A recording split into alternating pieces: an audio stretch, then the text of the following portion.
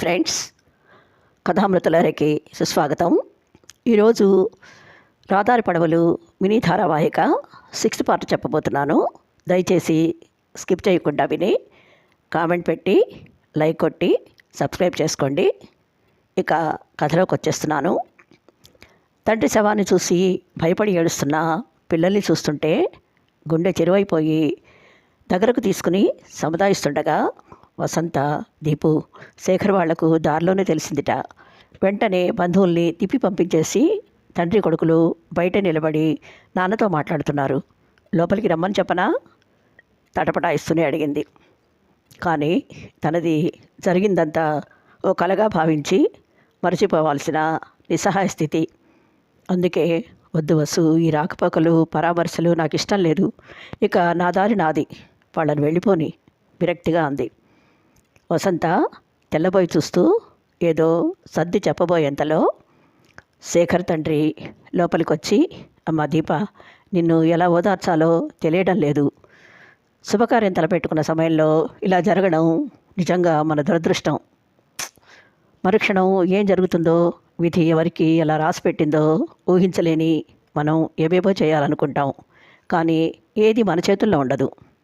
చిన్న వయసులోనే నీ మీద పెద్ద బాధ్యత పడింది. దీన్ని నెరవేర్చగల ఓర్పు నేర్పు నీకు ఆ భగవంతుడే ప్రసాదించాలి అంటూ బాధపడుతూనే అనునయించారు.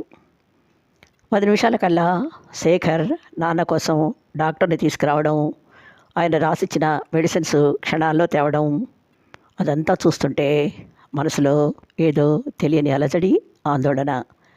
అంతేకాదు, అంత్యక్రియలు జరిగే వరకు తండ్రితో పాటు తను ఉండి వెళ్ళబోయే ముందు చనువుగా దగ్గరికి వచ్చి, దీప, సుఖ సంతోషాలను మనం వెతుక్కుంటాం, కానీ బాధలు కష్టాలు మనల్ని వెతుక్కుంటూ వస్తాయేమో. నువ్వేమి అనుకోనంటే జరిగిపోయిన విషాదాన్ని తలుచుకుంటూ బాధపడే కన్నా జరగాల్సిన దాని గురించి ఆలోచించడం మంచిదని ముందుగానే నీకు మాటిస్తున్నాను. ఈ పసివాళ్లకు తండ్రి లేని లోటు, మీ అమ్మా నాన్నకు కొడుకులు లేని లోటు నేను తీరుస్తాను అని ధైర్యం చెప్పబోయాడు. కానీ తన ఆత్మాభిమానం అంగీకరించలేదు. అందుకే గుండె రాయి చేసుకుని, నాకు ఎవరి సాయం అక్కర్లేదు. ఇక మీరు నా గురించి ఆలోచించడం మానేసి వేరే సంబంధం చూసుకోవడం మంచిది. మా అక్క లోకం తెలియని అమాయకురాలు. తనని ఈ స్థితిలో గాలి కొదిలేసి నా స్వార్థం నేను చూసుకోలేను నిష్కర్షగా చెప్పేసింది. అతడు సాలోచనగా తలూపి, నీ బాధ నేను అర్థం చేసుకోగలను. ఇప్పుడు నేనేం చెప్పినా వినే పరిస్థితిలో లేవు. పర్వాలేదు, వెయిట్ చేస్తాను అనేసి తండ్రితో కలిసి బయటికి నడిచాడు.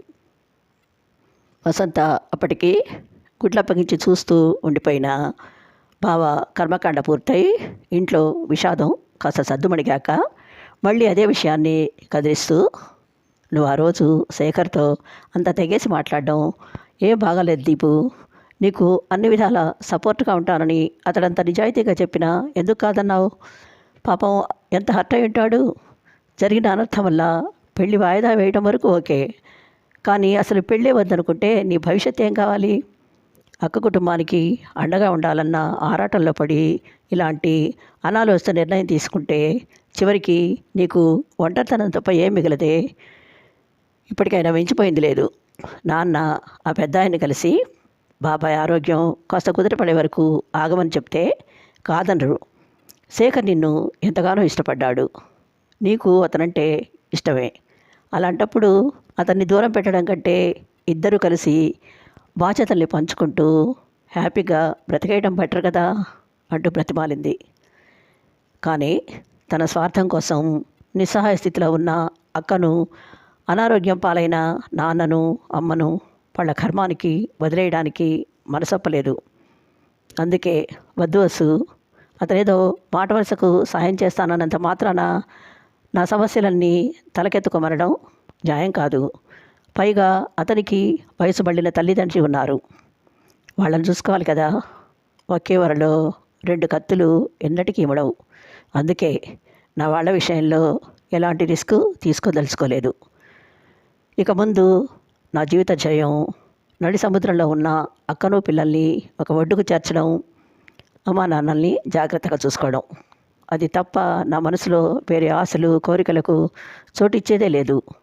ఆ విషయం అతనికి స్పష్టంగా చెప్పేశాను. ఇక నువ్వు మళ్ళీ పెళ్ళి గిళ్ళి అన్నావంటే నా మీదొట్టే అనేసి దాని నోరు మూయించింది. వసంత వాళ్ళ నాన్న కూడా పాపం ఆ కుర్రాడు నువ్వు పెళ్ళికి సుముఖంగా లేవని చాలా బాధపడుతున్నట్ట. వాళ్ళ నాన్నగారు నిన్ను గుళ్ళో కనిపించి నిన్ను ఎలాగైనా ఒప్పించమని ప్రాధాయపడ్డారు. మంచి సంబంధం వదులుకోవద్దమ్మా అంటూ నచ్చజెప్పే ప్రయత్నం చేశారు. కానీ ఆయనకు తను మౌనంతోనే సమాధానం చెప్పి వెంటనే ఒక ప్రైవేట్ స్కూల్లో జాయిన్ అయింది. మరో 2 నెలలకే అనూహ్యంగా వాళ్ళ పక్క పోర్షన్లో ఉండే కొత్తగా అద్దెకు దిగిన మోహన్తో వసంత పెళ్లి జరిగిపోయింది. పెళ్లి రోజు అది తన్ను గట్టిగా వాటేసుకుని నిశ్చితార్థం వరకు వచ్చిన నీ పెళ్ళి ఆపేసి ఇంతలోనే నా పెళ్లి చేస్తున్నాడంటే ఆ దేవుడికి ఇంత పక్షపాతం ఎందుకే అంటూ కన్నీళ్లు పెట్టుకుంటుంటే ఓదార్చడం తన వంతైంది. ఆర్థిక పరిస్థితి కాస్త కుదిరపడ్డాక బీఈడీ చేసి గవర్నమెంట్ జాబ్ తెచ్చుకోగలిగింది. కానీ వసంత ఎంత మొత్తుకున్నా వినకుండా 15 ఏళ్ళు సంపాదన మొత్తం అక్కపిల్లల చదువులకే ఖర్చు చేసింది.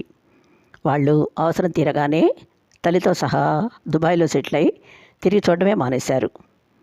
అమ్మా నాన్న చనిపోయాక వసంతే అన్ని విధాల తోడు నీడగా నిలిచింది. ఆ కుటుంబం చూపించే ఆదరాభిమానాలతో రోజులు సాఫీగా దొర్లిపోతుంటే ఇప్పుడు అనవసరంగా పెళ్లి ప్రస్తావన తెచ్చి చాలా డిస్టర్బ్ చేసింది. దీన్ని చేదస్తం కాకపోతే ఈ వయసులో తనకు పెళ్ళేంటి? జ్ఞాపకాల బరువుతో దిమ్మెక్కిన తలను పెళ్లతో రుద్దుకుంటూ మెల్లగా నిద్ర దేవత ఒడిలోకి జారుకుంది దీప. ఈ ఎపిసోడు ఇంతటితో ముగిస్తున్నాను. మరో ఎపిసోడు మరో 4 రోజుల్లో వస్తుంది. అప్పటి వరకు వెయిట్ చేయండి. Thank you.